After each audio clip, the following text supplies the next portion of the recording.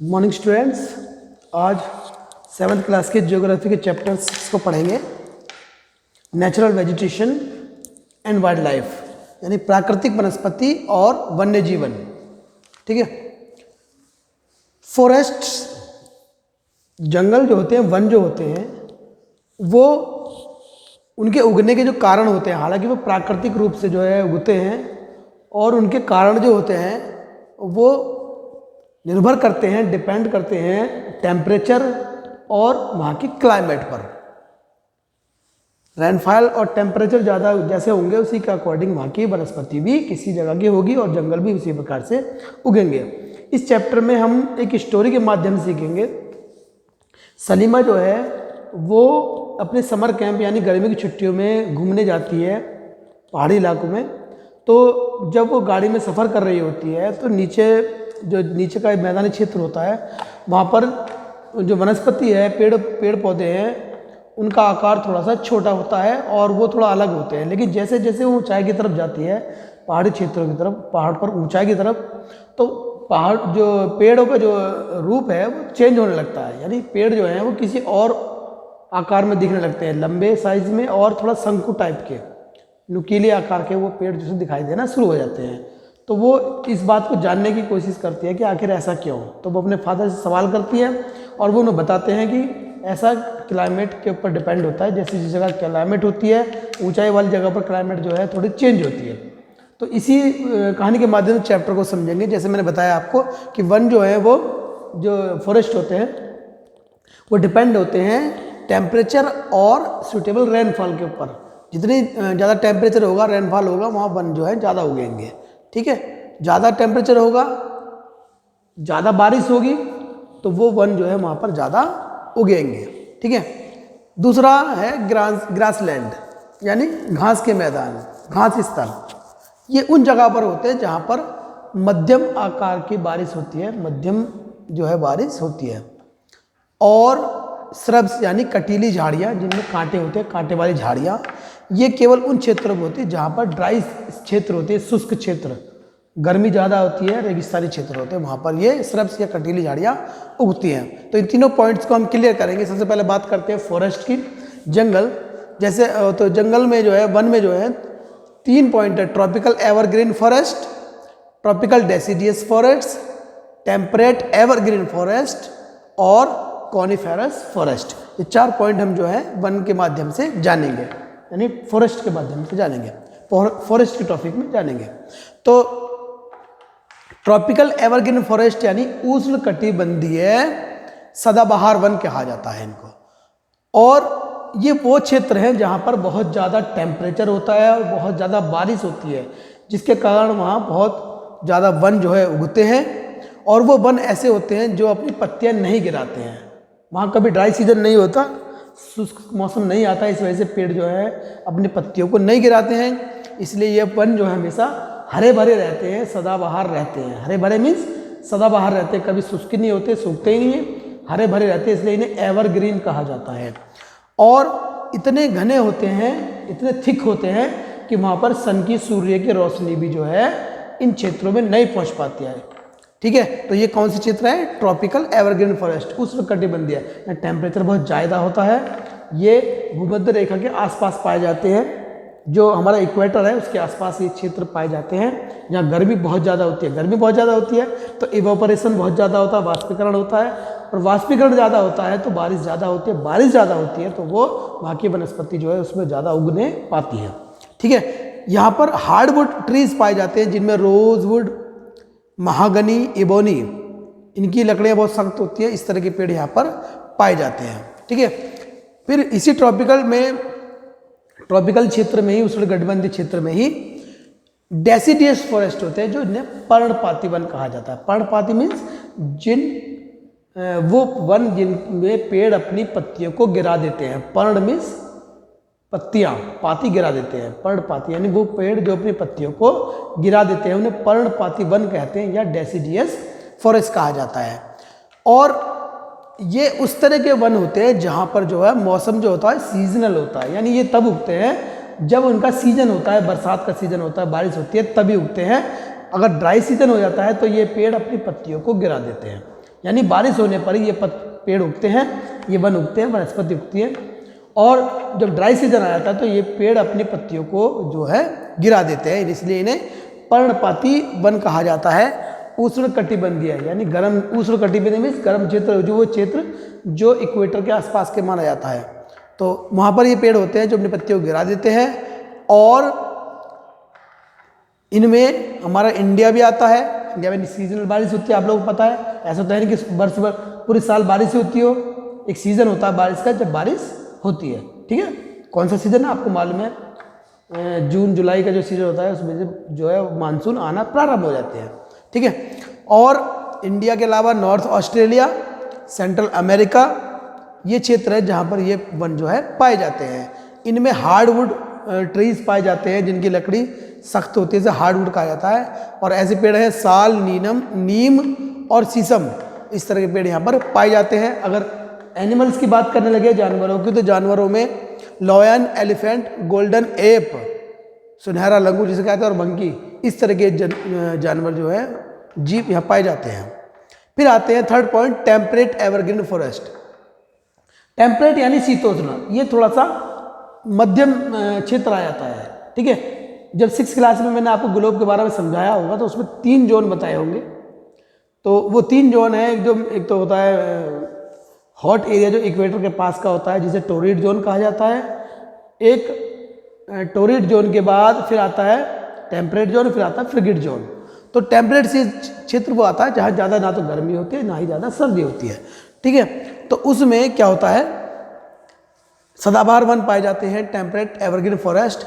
जो अगर आप थोड़ी सी ऊंचाई की तरफ चलेंगे, ग्लोब से, पृथ्वी से ऊपर की तरफ चलेंगे थोड़ा सा, हाई लैटिट्यूड पर, उत्तरी अक्षांश में, हाई लैटिट्यूड मीन्स उच्च अक्षांश पर, ऊंचाई वाले अक्षांश पर, अक्षांश मीन्स लैटिट्यूड, लैटिट्यूड्स लॉन्गिट्यूड्स मैंने आपको समझाएंगे, जो रेखाएं होती है, लाइनिंग होती है ग्लोब पर, उन्हें लैटिट्यूड और लॉन्गिट्यूड कहा जाता है।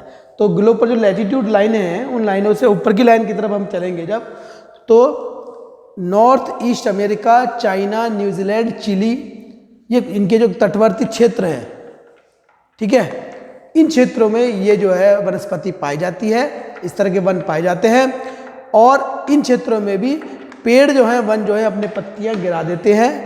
यहाँ पर डियर, फॉक्स, वॉल्फ, इस तरह के जीव जंतु पाए जाते हैं। और पक्षियों की बात करने लगे तो फीसेंट और मोनल, ये पक्षी यहाँ पर पाए जाते हैं, ठीक है। अब बात करते हैं मेडिटेरेनियन वेजिटेशन। मेडिटेरेनियन मीन्स कहते हैं भूमध्य सागरीय, भूमध्य सागरीय मतलब सागर, वो सागर जो भूमध्य रेखा के आसपास पाया जाता है, ठीक है भाई। हमारी जो इक्वेटर की लाइन है उसे हम भूमध्य रेखा कहते हैं, इक्वेटर को भूमध्य रेखा।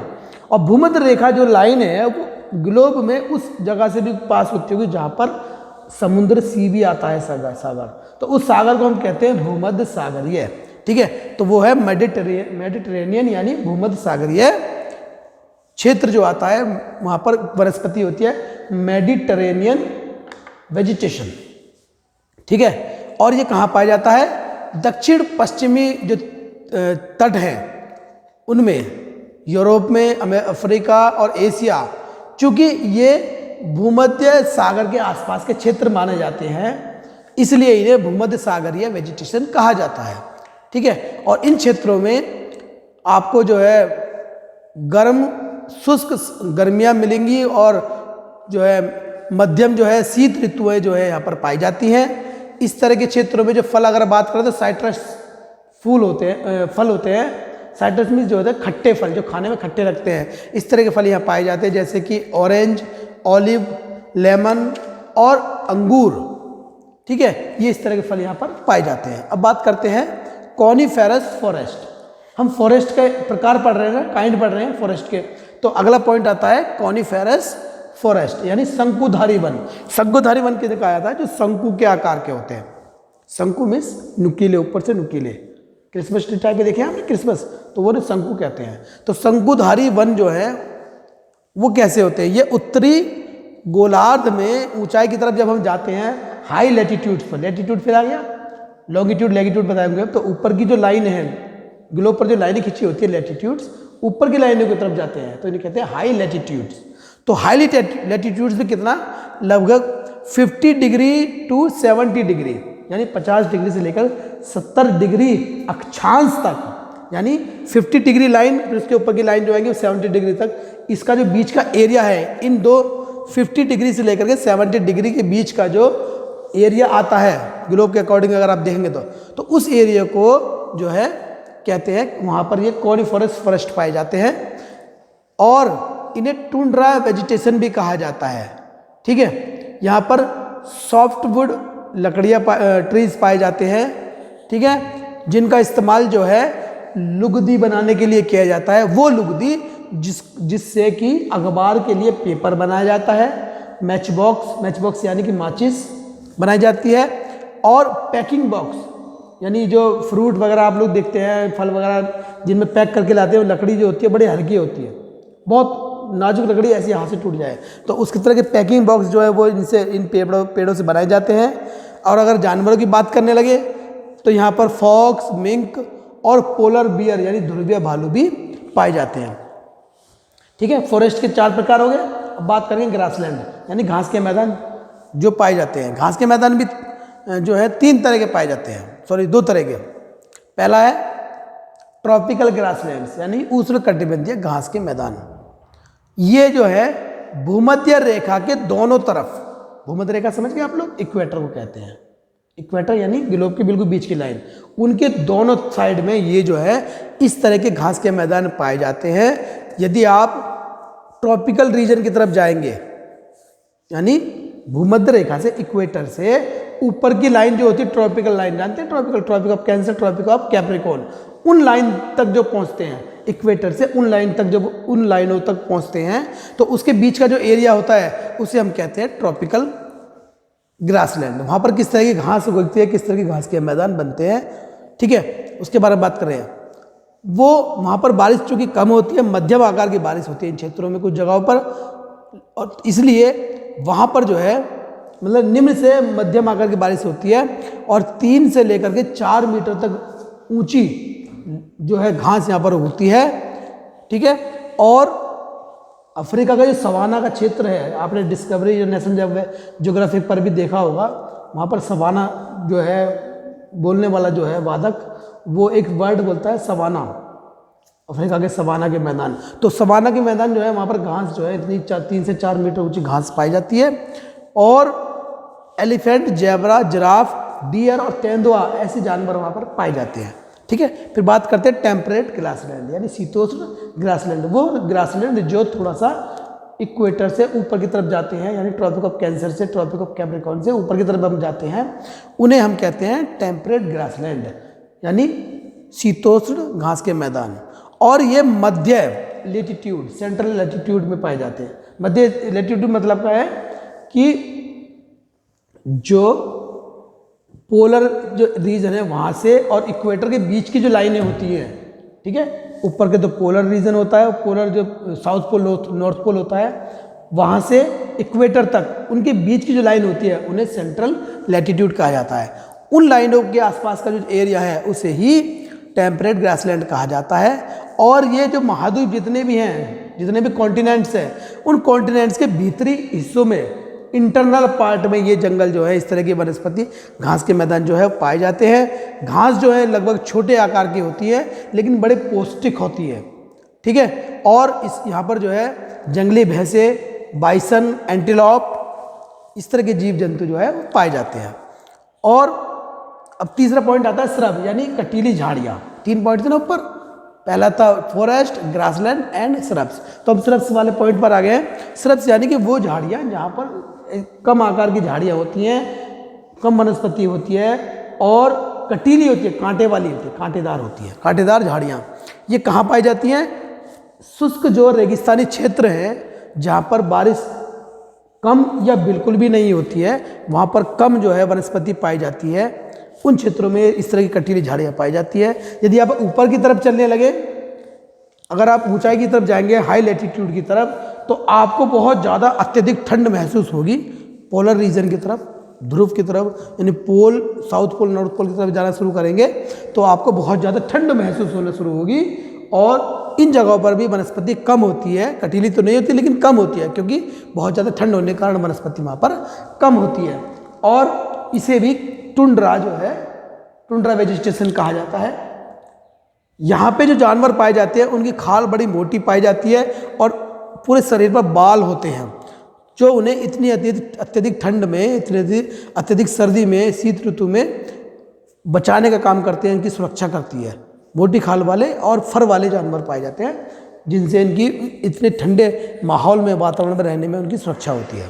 ठीक है, कौन से जीव जंतु हैं वो?